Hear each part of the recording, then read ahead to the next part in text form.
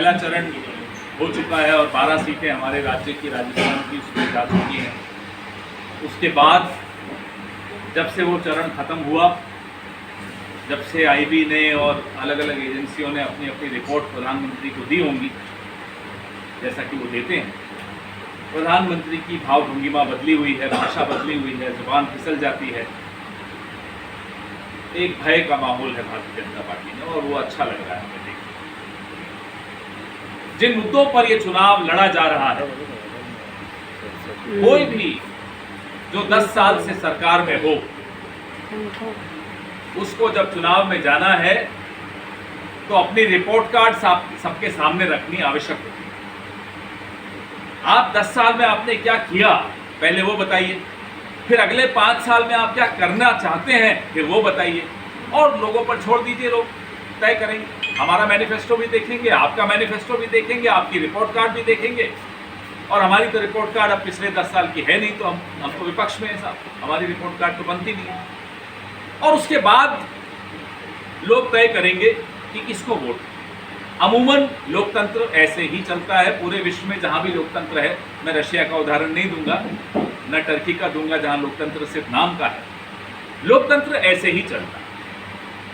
प्रधानमंत्री जी शायद 1945 के जर्मनी से प्रेरित हैं या 2024 के रूस से प्रेरित हैं, हमें नहीं मालूम कहां से प्रेरित हैं, लेकिन उनकी प्रेरणा ये क्या कर रहे हैं, भारत से तो नहीं आ रही, भारत के लोकतांत्रिक संस्कारों से नहीं आ रही।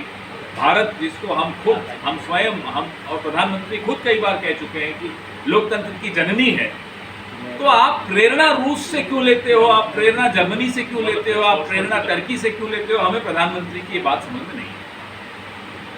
उनके कुछ बड़े नेता जो इलेक्शन लड़ रहे हैं, राजस्थान की भी एक नेता है जो सांसद का चुनाव लड़ रही हैं, कहती है 400 दे दो, संविधान बदल देंगे। आप होते कौन है संविधान बदलने वाले? संविधान बनाने में आपकी कोई भूमिका नहीं रही, अब आप बदलने आ गए हैं। क्यों? आप दलितों के खिलाफ हैं, आप आदिवासियों के खिलाफ हैं, आप शोषितों के खिलाफ हैं, आप महिलाओं के खिलाफ हैं, आप उन हकों के खिलाफ हैं, उन अधिकारों के खिलाफ हैं जो संविधान ने इस देश के एक एक नागरिक को दिया।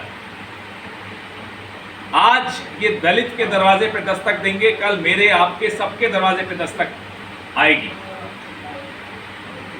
ये खतरा है आज देश के सामने, संविधान के सामने। हम आपसे सवाल 10 साल का पूछते हैं, कितनी नौकरियां दी,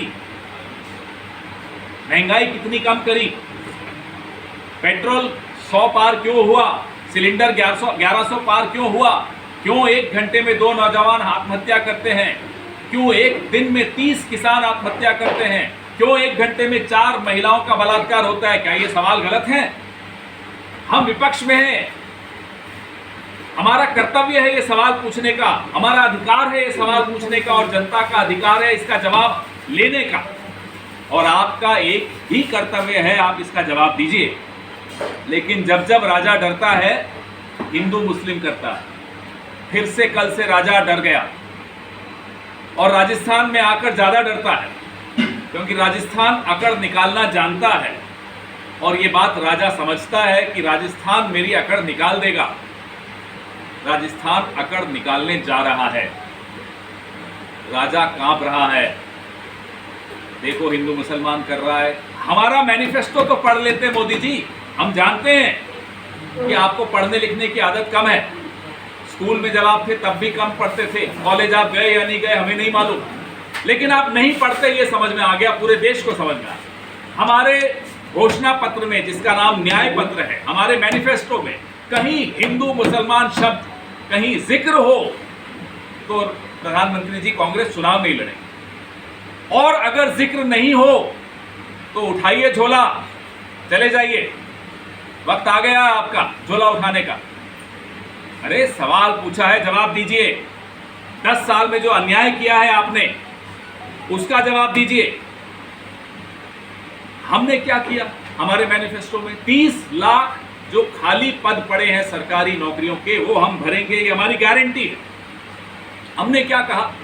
हमने कहा कि जो गरीब परिवार हैं, किसी भी जाति के हों, उनकी महिला को हर साल 1 लाख रुपया आएगा, ये हमारी गारंटी है। हमने कहा किसानों को एमएसपी का कानून बनाकर स्वामीनाथन कमीशन कमेटी की जो अनुशंसा है, रिकमेंडेशंस हैं, उसके आधार पर फसल की कीमत देंगे, ये हमारी गारंटी है। हमने कहा पहली नौकरी पक्की, ये नौजवानों को हमारी गारंटी है। इसमें प्रधानमंत्री आपको आपत्ति क्या है? ये काम तो आप भी कर सकते थे 10 साल। आपने क्या किया?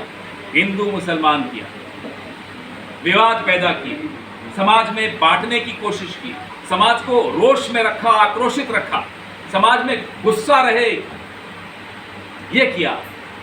आपने 10 साल अपने भी बर्बाद किए, अपनी पार्टी के भी बर्बाद किए, और इस देश के एक एक नौजवान के भी बर्बाद किए, और आने वाली पीढ़ियों को बर्बाद किया। क्योंकि जब देश का राजा झूठ बोलता है तो देश की आने वाली कई पीढ़ियों को बर्बाद करता है। यहां तो झूठ तो बोला ही, धोखा और दिया। आपके यहां बड़ा रोचक चुनाव हो रहा है कोटा में। एक व्यक्ति है जिसने 2019 से भी पहले घोषणा कर दी थी कि अगर यहां हवाई अड्डा नहीं लाएगा तो चुनाव नहीं लड़ेगा। 18 में बोला, 19 का चुनाव लड़ लिया, 22 में राज्य सरकार ने जमीन भी दे दी, आज 24 हो गई। अगस्त 2022 में जमीन हमारी राज्य सरकार, गहलोत जी की सरकार ने दी थी। ये लोकसभा के स्पीकर हैं।